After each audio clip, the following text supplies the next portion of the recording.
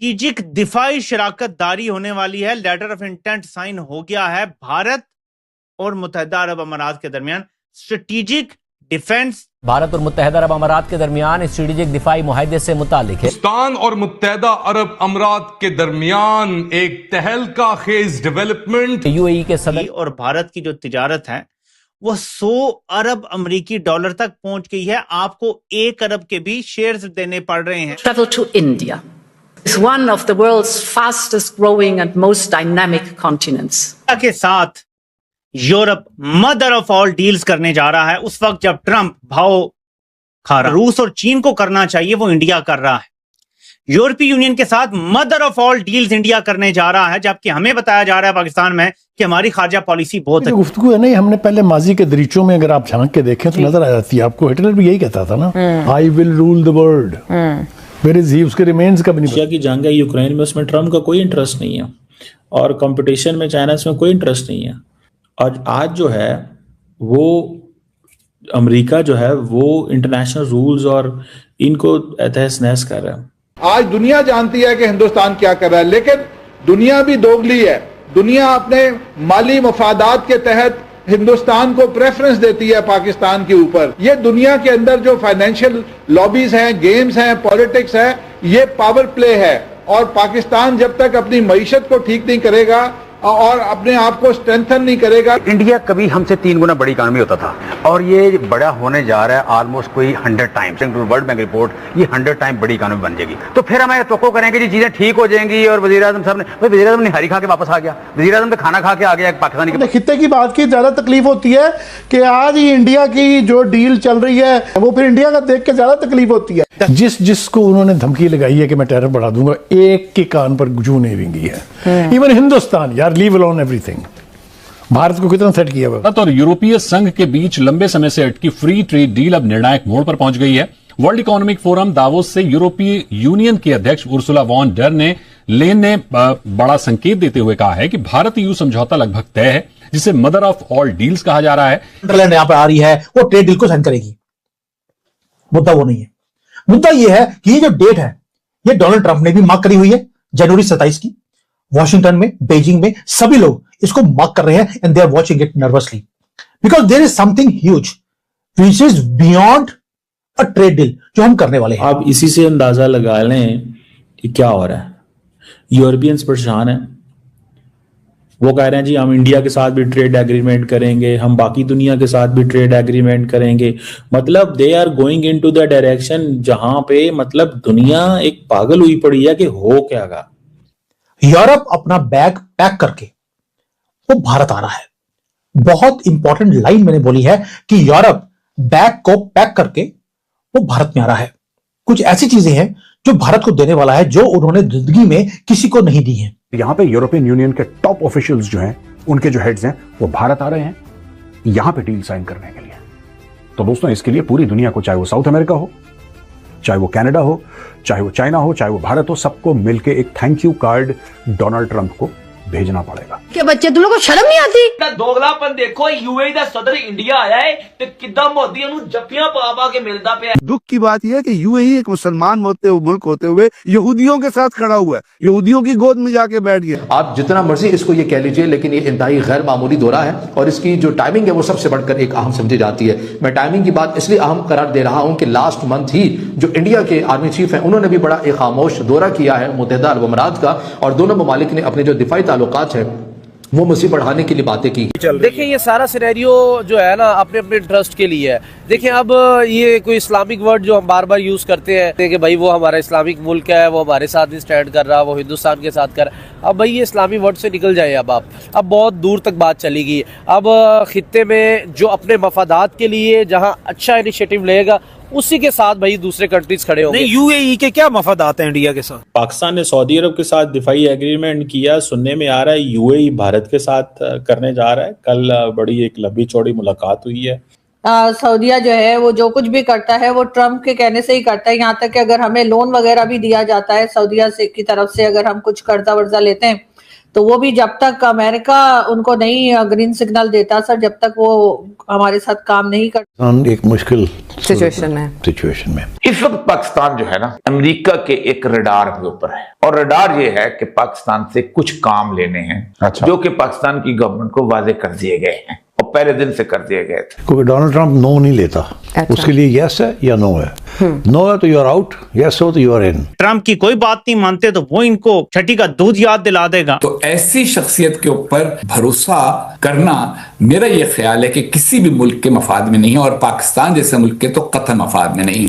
President Emmanuel Macron ने publicly ये बात बोली है कि India can build bridges between G7 and BRICS, और ये सिर्फ एक डिप्लोमेटिक हम कॉम्प्लीमेंट नहीं कह सकते, बल्कि ये एक जियोपॉलिटिकल सिग्नल है कि एक पावर जो अलाइनमेंट है उसका रोड मैप भारत की तरफ किस तरह से तैयार हो रहा है। जरा सोचिए की और अमेरिका की लड़ाई अब एक डिफरेंट डायमेंशन पे चली गई है। अब ये कह रहे हैं कि साहब हमारा जो 1.68 ट्रिलियन 2024 के फिगर मैं आपको दे रहा हूं, 1.68 ट्रिलियन का जो ट्रेड था Europe, to boost the trade to $200 billion.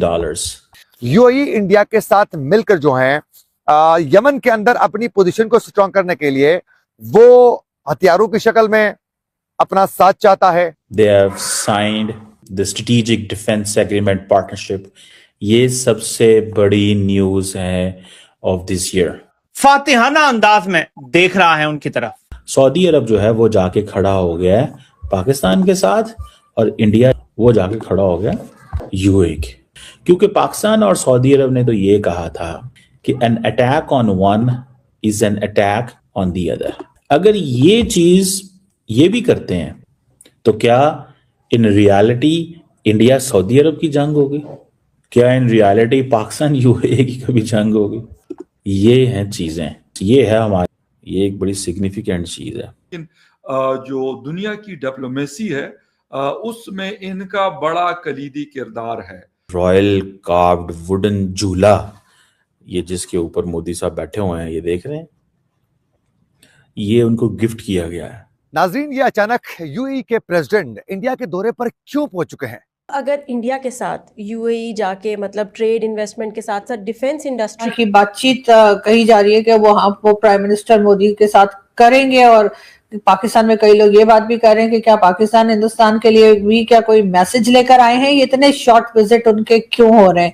कैसे देखते हैं आप उनके इस विजिट? पहला मेजर अनाउंसमेंट है कि भारत और यूएई ने एक लेटर ऑफ इंटेंट साइन किया है टुवर्ड्स बिल्डिंग काम से काम रखने वाले ममालिक है, लेकिन जो दुनिया की डिप्लोमेसी है उसमें इनका बड़ा कली। और ये जो गजा पीस बोर्ड बनेगा, इसकी क्या ये कौन से डॉक्यूमेंट के तहत बन रहा है? कोई कॉन्स्टिट्यूशन बन रहा है? इसकी लेजिटिमेसी कहाँ है? जैसे आपके पार्लियामेंट का जो लॉ बनता है वो इसलिए मान्यता उसकी इसलिए बाइंडिंग वैल्यू होती है क्योंकि भाई आपके मजलिस शुरा ने बनाया। आपके कॉन्स्टिट्यूशन की इसलिए बाइंडिंग वैल्यू है क्योंकि भाई आपने उसको आपके पाकिस्तानियों ने उसको बनाया। तो ये गजा पीस बोर्ड कौन बना रहा है? अमेरिका बना रहा है। किस कैपेसिटी में? अमेरिका वर्ल्ड का पार्लियामेंट बन गया है क्या? अमेरिका विश्व का लॉ बना रहा है, वो भी कांग्रेस से नहीं बना रहा है, यानी कि एग्जीक्यूटिव एक्शन से लेजिस्लेटिव एक्ट हो रहा है। आप समझिए serious issue. Gaza peace board, Gaza peace board या जो भी पैलेस्टाइन पीस बोर्ड जो भी है, उसकी कॉन्स्टिट्यूशनल वैलिडिटी कहां से आ रही है?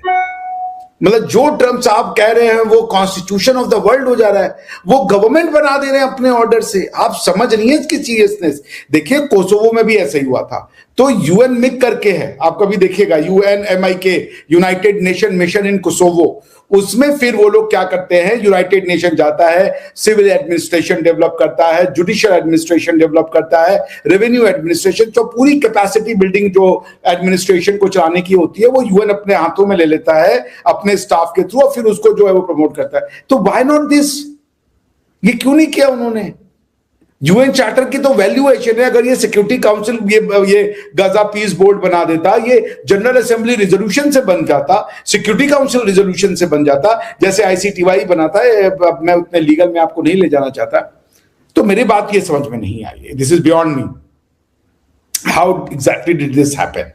कि इसकी लाइबिलिटी, इसकी एग्जिस्टेंस कहां है? कल को हम कोई भी बॉडी बना लें, उसकी कहां वैलिडिटी है? वो गाजा पीस बोर्ड की वैलिडिटी किस स्टैट्यूट से लेकिन यूएई के प्रेसिडेंट जो आपके आए हैं, जो कुछ अर्से पहले हमारे यहाँ भी आए थे और इसी तरीके से बहुत ही शॉर्ट विजिट था कि हम तो इंतजार ही करते रह गए कि इस्लामाबाद पूरा जो है वो बंद करके गवर्नमेंट ने रखा हुआ था, बड़ी डेकोरेशन हुई हुई थी, लेकिन वो सुना है कि बहुत ही जल्दी वापस चले गए। तो आपके यहाँ भी सर इतना शॉर्ट विजिट को क्या मतलब लिया जाए? कोई मैसेज देने आए हैं? कोई इतनी जल्दी में क्या बात है जो करने आए हैं? कुछ पता है, कुछ अंदाजा है? एक्सपेक्टेशन थी डोनाल्ड ट्रंप की कि टैरिफ्स लगा के पता नहीं कितना पैसा इकट्ठा हो जाएगा और दुनिया तमाम पैरों में गिर पड़ेगी, और ये जो सदर्न हेमिस्फेयर में ग्लोबल साउथ जो है ये भी घुटने टेक देगा। वो मामला हुए नहीं है, एक्सपेक्टेशंस के मुताबिक नहीं हुए, फ्रस्ट्रेशन बढ़ गई। इंडिया ने करना था। नरेंद्र मोदी है इस चीज को जेहन में रखते हैं कि हम हर कीमत पे अपने लोगों का दफा करेंगे। अरब डॉलर जो है ये नॉन आयल होंगे, तेल के बगैर तिजारत जो है मुत्तहिदा अरब अमारात की मार्केटों को भारत अपनी मसनूआत से भर दे। That is the strongest statement by the Indians. जोश में आकर जंग के मैदान में राइफल से अंधाधुंध गोली चलाने वाला हमेशा दो चीजें भूल जाता है। पहली ये कि वो तेजी से अपनी गोलियां खत्म कर रहा है, और दूसरी ये कि सामने वाले के पास भी वही हथियार है। आपको तो कोई सर्टेन इन अमेरिका के प्लान्स आपको नहीं पता आ रहे हैं ना भाई। आपको बताएं, कोई एक दिन वो कहता है वॉर वॉर वॉर, दूसरे दिन कहता है नहीं नहीं नो वॉर। 98वां नंबर कहां से बेहतर हो गया? रैंकिंग तो बल्कि ख़राब हुई है। इसके नीचे जो मुल्क हैं वो ईरान है, सूडान है, अफगानिस्तान है, इस तरह के मुल्क हैं। पाकिस्तान के मुल्क की रैंकिंग पासपोर्ट की एज अ नेशन वो बहुत जल्द वो दुनिया की टॉप 3 मैशतों में आ जाएंगे। ये मैं आपको आज बता रहा हूँ, मैं रहूं ना रहूं ये आपको होता हुआ नजर आएगा। Proud of my prime minister Modi. मैं तो और उनको 10 बार सिर्फ इस बात के लिए वोट दूंगा कि उन्होंने ट्रंप जैसे गुंडे को ये दिखा दिया कि भैया सब दुनिया के लोग जो है ना वो पाकिस्तान की तरह नहीं होते। अपने मुल्क के फायदे के लिए वो खड़े हैं भाई। वो कहीं ना कहीं से, मैंने ये बात पहले भी कही थी कि कहीं ना कहीं से उसके लिए वो देखेंगे मार्केट्स। अगर अमेरिका की मार्केट नहीं है तो क्या दुनिया खत्म तो नहीं हो जाती? और भारत को उन्होंने कहा है कि अगर रूस से तेल खरीदोगे तो 500% जो है वो टैरिफ लगेगा। अगर भारत जो है वो तेल खरीदना बंद नहीं करता, जो कि अभी तक उसने बंद नहीं किया, तो कितना बड़ा नुकसान भारत को हो सकता है। कि जो अमेरिका मुंह देखता रह गया, ट्रंप का मुंह जो है वो खुले का खुला रह गया कि ये क्या हुआ। So India is not only taking investment, they're also giving investment, and to watch them kind of grow as a nation and actually spread their wings and start to establish themselves as a dominant country. Hindustan का दौरा, जिसके दौरान जो उनकी non oil based trade volume है जो तकरीबन 36 अरब dollar तक पहुंच गई है, उसके अंदर और इजाफे की, चाहे हमारे दुश्मन मुल्क भी हो, एशिया के खिते को अगर हम एशियन बन के लेंगे तो एशिया में बेहतरी आएगी। आप देखें यूरोप ने तब तक तरक्की नहीं की जब तक उन्होंने यूरोप नहीं समझा इसको। हमारी जो इंटरनल ग्रोथ है वो, आप किसी भी इकोनॉमी को एक्सटर्नल चीजें नहीं चलाती हैं। आपकी जीडीपी में जो आपका एक्सपोर्ट है वो 10% 5% का कंट्रीब्यूशन, वहां पे 100 अरब डॉलर की इन्वेस्टमेंट करेंगे। First of all, what political message does the meeting between Merz and Modi send in an era of geopolitical uncertainty? Sir pro America है, हम तो कभी अमेरिका के खिलाफ कोई बात करते ही नहीं है, हालांकि हमें बोलना चाहिए।